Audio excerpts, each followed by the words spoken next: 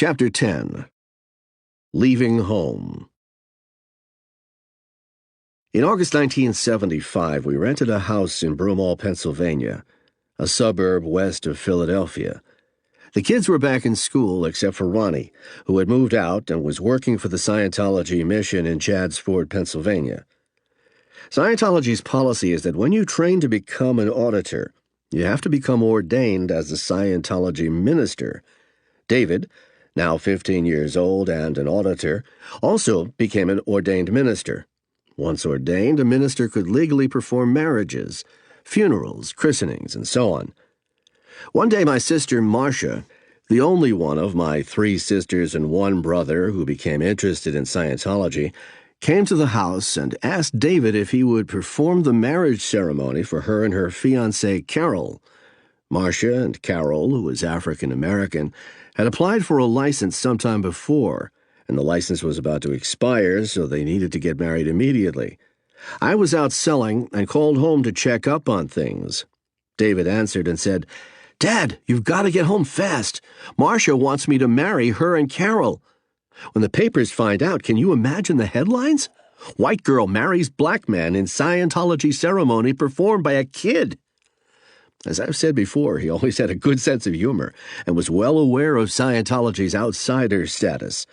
They eventually did get married, but I performed the ceremony since I was also a minister. David and Denise attended Marple Newtown High School and continued to do well academically. Additionally, David was on the wrestling team and winning his matches. As far as his mother and I were aware, things were going well for him, which left us completely unprepared for the bombshell that was about to drop the following spring. One day I came home to find him lying on his bed and looking none too chipper. Teenagers can get like that, and he was nearing his 16th birthday. Still, it was pretty unusual for him. Maybe he'd had a rough day at school. Maybe a girl had turned him down. I figured I'd talk to him a bit and we'd straighten out whatever was eating at him. "What's up?" I asked. "Dad, I can't take it anymore," he said. "How do you mean?" "Look at all the kids around me take drugs. That's the way it is. I don't want to do this anymore. I want to go help L. Ron Hubbard." I certainly was not expecting that. What he was telling me, in essence, was that he wanted to drop out of school and move away from home, away from his parents and his brother and sisters, to join an organization that expected total allegiance and dedication to Scientology for the rest of his life, and, as I would later learn, far longer. He didn't even have a driver's license, and here he was telling me he was ready to jump straight into adulthood. I looked at him. Now he was sitting upright. His tone was emphatic. I could understand the frustrations he must have been feeling in school. High school sophomores are not the most settled bunch. Their vision of the future may not extend past their plans for the weekend. David, meanwhile, had progressed far along Scientology's strict regimen of courses and training. He was an accomplished auditor. He had jumped through the hoops and won the admiration not only of his family but of many Scientologists in England. I had always supported my children, and it was clear to me that David felt prepared to take the next step in his young life. The idea of leaving behind the burgeoning drug scene and turmoil of teenage years for something he felt would be worthwhile must have been irresistible. "Okay, Dave," I said. "Okay. I'll help you in whatever way I can." "Thanks. I want to join the Sea Org," he said. "All right, I'll help you." He told his mother, and she was not in favor of it at all. She became apoplectic and rejected it outright. "I don't believe you're going to do this," she clamored. "I can't believe it." Loretta's dream was for everyone to stay together and to open a Scientology center as a family. The last thing she expected was for one of her children to move 1,000 miles away and join the Sea Organization. She and David did not fight over it because Loretta remained in disbelief from the first moment he mentioned his plan. She and I never fought about it because it was David's doing, not mine. In fact, we hadn't fought since before I was introduced to Scientology several years earlier. While we still argued, the marriage had attained a tolerable equilibrium. so I don't think that he was desperate to get away from his mother and me. At any rate, I pledged to support him, while Loretta remained incredulous. In those days, I was fully supportive of Scientology and the Sea Org. People who joined the Sea Org were dedicating their lives to helping humanity, I thought, looking through my rose-colored glasses. I knew that David was a good auditor, and I thought he would go far. Ronnie, Denise, and Laurie were proud of their brother, much like an Italian family was when a sibling joined the priesthood. The Sea Org is comprised of the most dedicated Scientologists. They sign a symbolic contract upon joining in which they pledge themselves for 1 billion years of service to the aims of Scientology, which are basically to create a world without war, crime, or insanity. That is what David wanted to do. In 1967, Hubbard had left St. Hill, where he had been for nearly 10 years, and had gone to sea. Ostensibly, it was to be able to continue his research, but I have read there were legal reasons as well. In 1968, Britain instituted its ban on foreign Scientologists, and this would have included Hubbard. He began buying and renovating ships to suit his needs. He invited longtime Scientologists to join what at first was called the Sea Project, but by the end of 1967 had become formalized as the Sea Organization. By the mid-1970s, Hubbard and the Sea Org had moved back to land in Clearwater, Florida.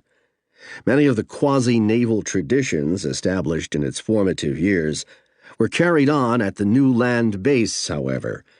Sea Org members wore uniforms, somewhat similar to those of office workers in the U.S. Navy. The organization's hierarchy more or less followed naval ranks, with Hubbard holding the rank of Commodore. Musters were held regularly to account for all hands and provide general briefings.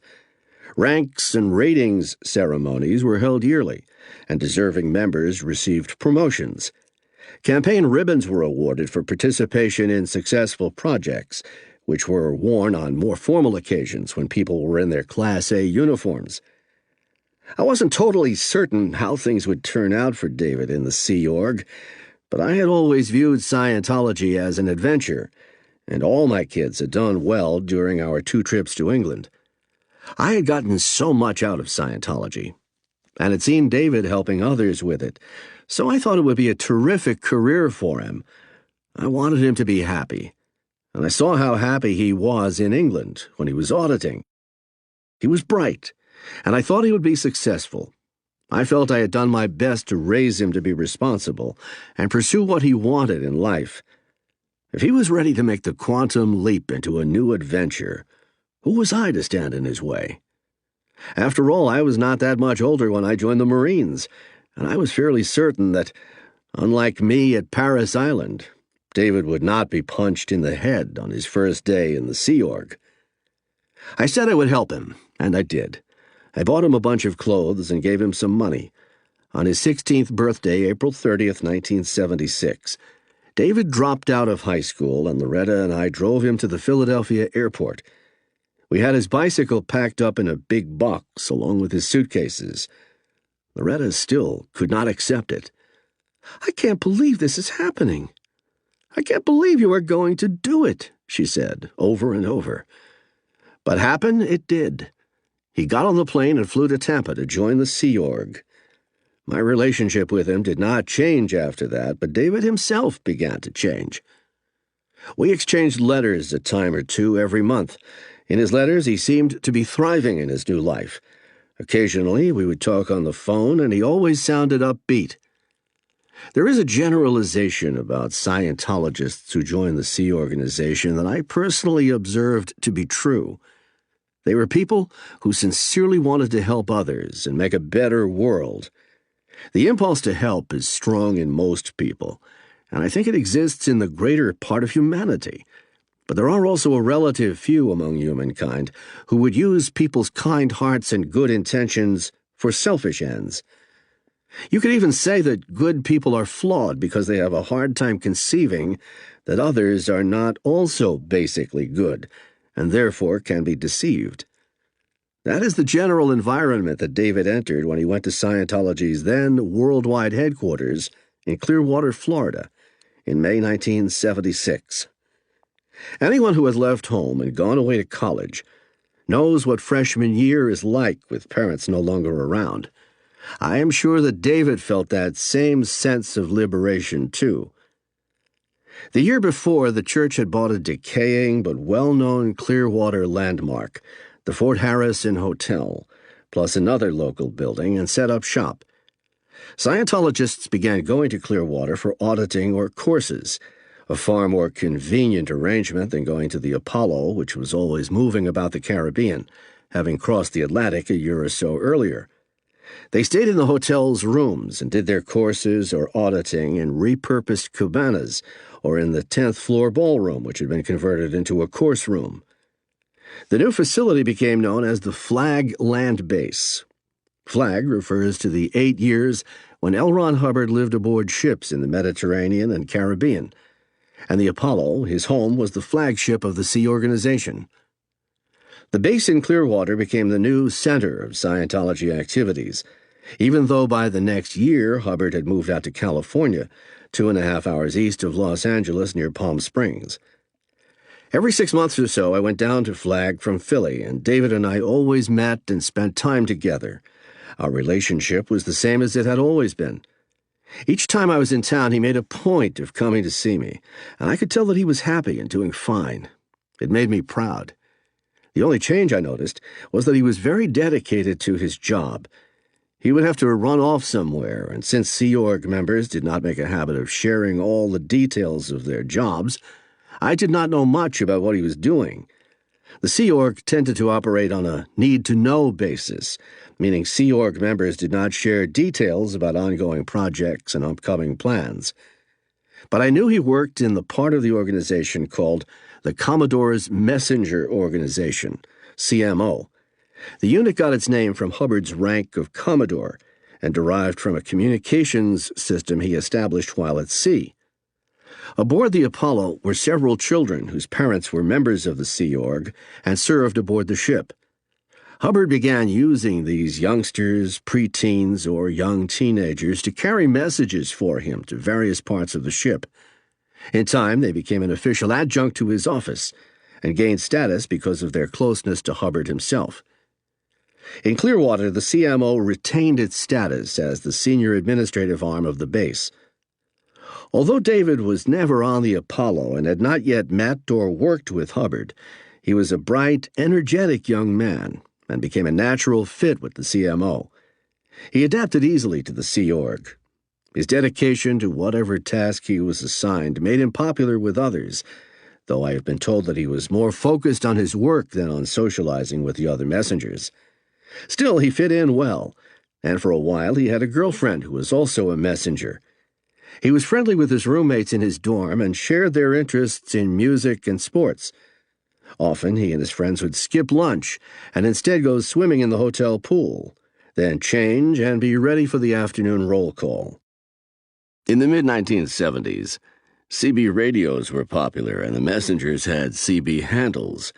David's was Puppy Breath. This is evidently because his older brother Ronnie had the CB handle Dog Breath back in Philly. So, early in his career, David acquired status as a messenger. He also acquired a taste for power. Messengers already had a certain amount of altitude and therefore power. Quite a bit, actually.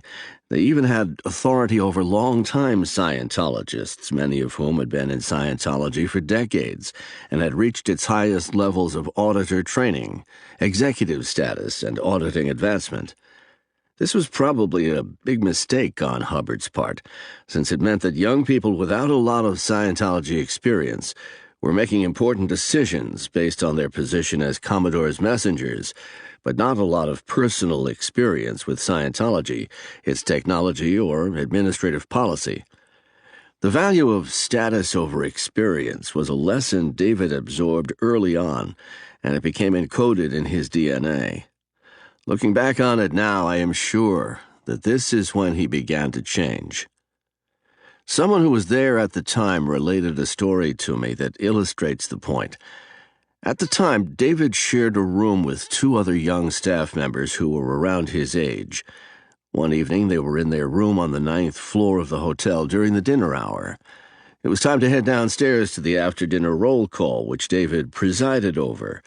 The elevators were crowded and slow, and David worried about being late, which would not look good since he was responsible for taking the roll. So he bolted down the stairs, 9 flights to the mezzanine where the muster was held. His roommate checked his watch and figured he still had time to take the elevator. And sure enough, when he got off the elevator, he still had time to spare. David, however, had already begun taking roll and chewed out his roommate, with whom he was quite friendly, for being late, when clearly he was not.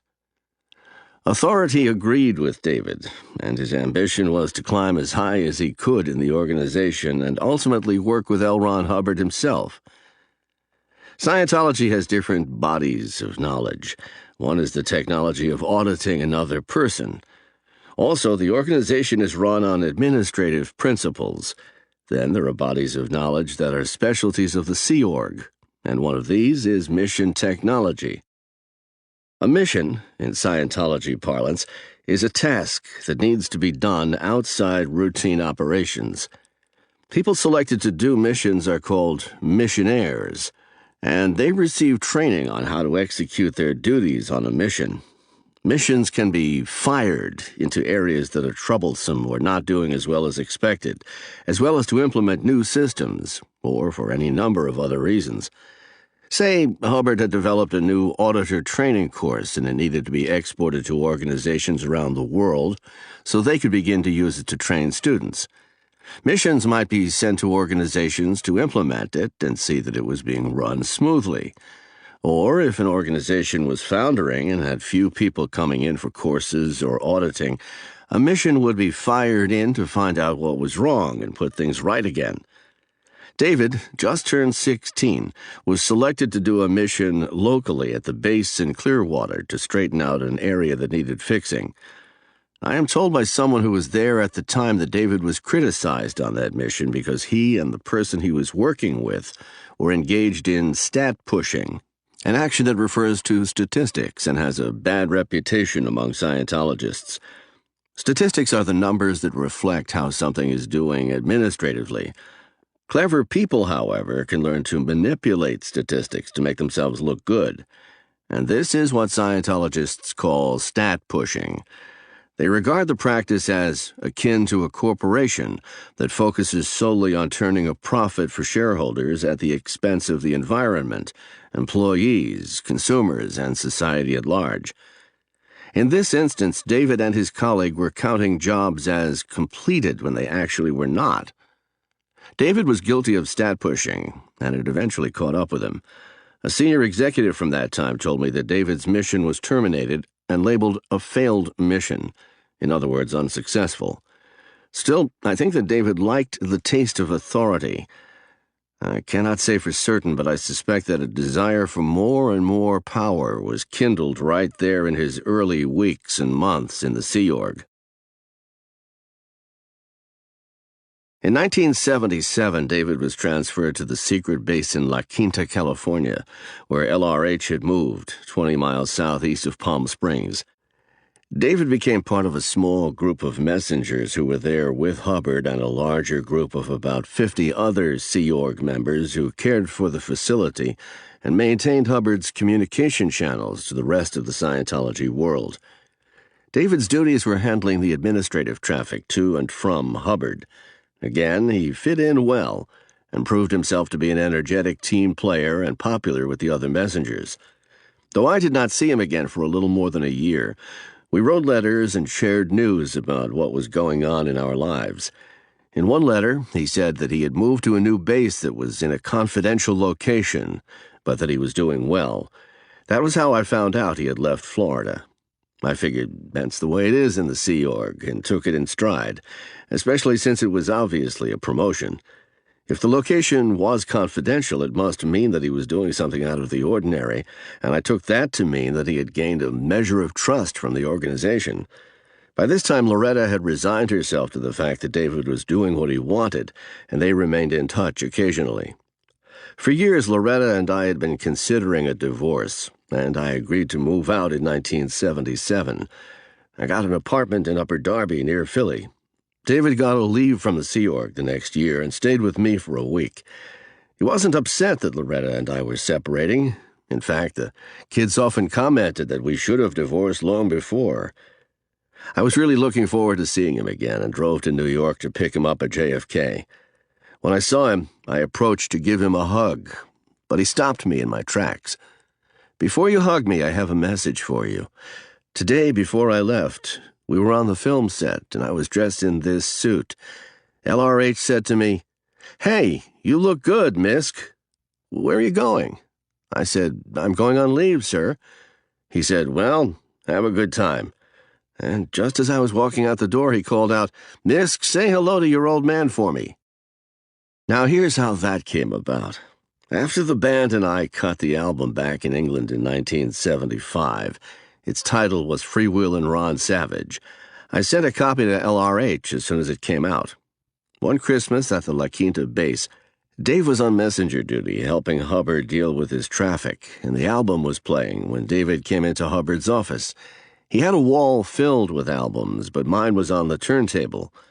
Some years later, his public relations officer told me that Hubbard really liked it. In fact, he told her, "Now there's a trumpet player. See if you can get him."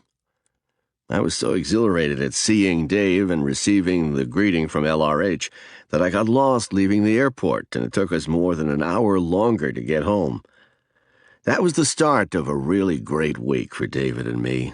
We spent the whole week doing nothing, just going out for meals, talking about Scientology, about what Dave was doing and how he enjoyed it, talking about the Philadelphia Eagles, talking about life. It was a really enjoyable time for both of us.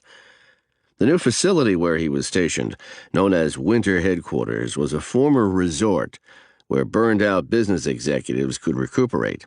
It had swimming pools, a tennis court, and several buildings that served as living quarters.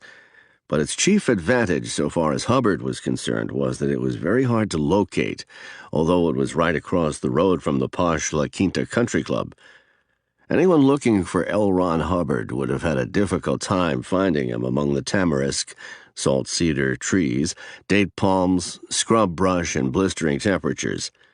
Since leaving St. Hill in 1967, Hubbard had maintained a low, even secretive profile. His whereabouts were not generally known to Scientologists, or perhaps government agencies. While his picture hung in every Scientology organization in the world, I have been told that when he moved to La Quinta, his appearance changed dramatically. His hair, still red, had grown down past his shoulders. He sported fluffy mutton-chop sideburns and a Colonel Sanders goatee, and he dressed in bolo ties and cowboy hats and boots, giving every appearance of a gentleman rancher. In an effort to blend in with the locals and remain as inconspicuous as possible, La Quinta staff members did not wear the usual naval-style uniforms that other Sea Org members wore in Clearwater, Los Angeles, or other locations that delivered Scientology services. Everybody at the La Quinta base used fake names, and when they went into towns, such as Palm Springs or Indio, they were strictly forbidden from using any Scientology terminology. Meanwhile, inside the facility itself, Scientology operations continued as usual.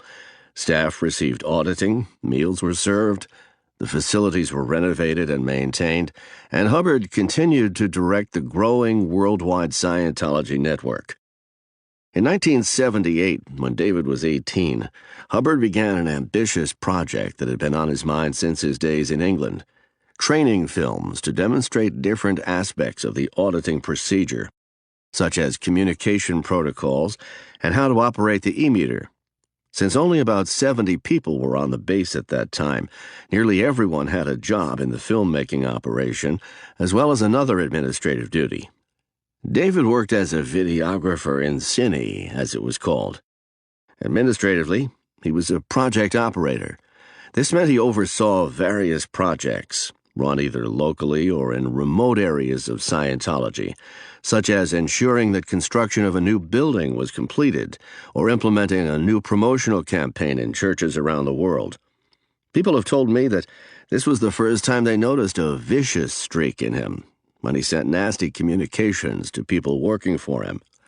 He began getting cocky, as I was later told. It wasn't apparent to me at the time in his letters or any phone calls. Each morning, the orders of the day were issued, giving the day's schedule, items of interest, and usually some notice from Hubbard himself. One day, Hubbard inserted a message about showing compassion for others. Another messenger saw the item and thought it might give David some pause, so she put it in his basket in the communications center where people's mail was delivered. When David saw the notice, he became outraged and spent the next several hours tracking down who had put it in his basket and why. It obviously had struck a nerve. Like anybody else, David was not immune to getting into trouble occasionally. One time he was involved in a car accident in town. A fender bender is no big deal, but anything that might compromise the security of the base was serious indeed. So David had to spend time working in the messenger's vegetable garden as punishment before he was allowed to resume his regular duties. Another time, he lost his keys, which was considered nearly a capital offense because, again, it potentially compromised security. Anything that anyone did to breach base security was considered quite serious, though David, in his cockiness, seemed unaffected by the transgression. It is important to know that the Sea Org has its own culture, rules, and regulations, which are quite different from those in other echelons of Scientology, and from those in society at large. As one climbs the Scientology hierarchy, everything becomes stricter. At the lower-level organizations, or missions, not to be confused with Sea Org missions, which are temporary assignments rather than an organizational structure, relatively little control is exercised over staff members or parishioners, apart from the requirement that Scientology be correctly applied.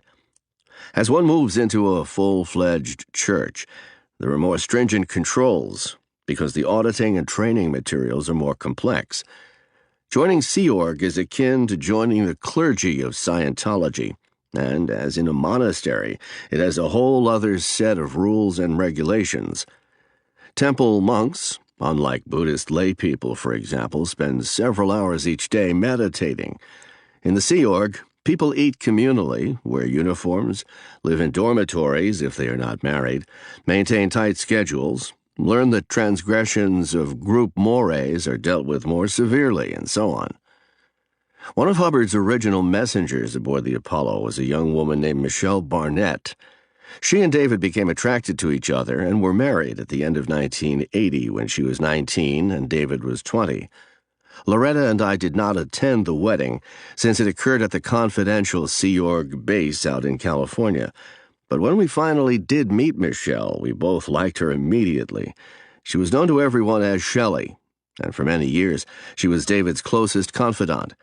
As David attained more and more power, Shelley rose with him. Fiercely supportive of her husband, she adopted many of David's characteristics as time went on. While my interactions with her were always cordial, I have to say that our relationship was rather distant, even after many years as daughter-in-law and father-in-law. Business always came first with her, and socially she was somewhat reserved. The internet is rife with claims about how David allegedly disappeared his wife some years ago, but I knew nothing about it. David never talked to me about his marriage or any problems he and Shelley had, and after 2004 or 2005 I never saw Shelley in person and never knew where she was. As I have mentioned, the Sea Org operates on a need-to-know basis, and if there was a marital rift at the very top of Scientology, you can bet that I would not be privy to it, father or not. I will say, though, that I don't doubt for a minute the stories I have read that David banished her to one of the church facilities in the mountains above San Bernardino. I can add one detail, however, and it may shed some light on the story. Shelley and I have birthdays one day apart, and we regularly exchanged cards and presents through the church mail system. Shelley always acknowledged my gifts, and I normally received a thank-you note the day after. Around the time David is said to have had her banished, something I knew nothing about, I sent her cards and gifts as usual, but her replies now came a few days later. A former staff member told me recently that he used to see my presence in the mail center in the basket for the facility near Lake Arrowhead in the San Bernardino Mountains, where I believe Shelley has lived since about 2005. I get the sense now that in the early 1980s, David began to use the system for his own ends. In early 1979, L. Ron Hubbard, then 68, moved the base from La Quinta to the former Massacre Canyon Inn Resort in Gilman Hot Springs, which is just outside Hemet, California. While the La Quinta facility is in the low desert near Palm Springs, which is miserably hot for 6 months of the year, the new base is at a higher elevation farther west, and, while still hot in summer, has a generally more temperate climate. Instead of the bare rocks and scrub brush of La Quinta, the new location had considerably more vegetation. Hubbard never lived at the new base. Instead, he took up residence in apartments in Hemet, and his whereabouts were not known to the general staff, only to the messengers, including David and a select few others. For the messengers, having to serve as Hubbard in one location while also being held responsible for carrying out their other duties at the base subjected them to a lot of stress, shortened sleep schedules, and so on. David used his management duties as an excuse to free himself from working at Hubbard's remote location, and the messengers began to notice that he was separating himself from others and acting as if he were superior, or as though the normal group expectations did not apply to him. In the fall of 1980, David had had a serious asthma attack, so bad that he was taken to the emergency room at the hospital in Hemet. While in the hospital, he said that he had a major realization about power. Power, he said, is not granted, it is assumed. That seems like a strange epiphany to have during an asthma episode. Nevertheless, it became the tenet that took him to the top of the organization. What happened was relayed to me by people close to him at the time.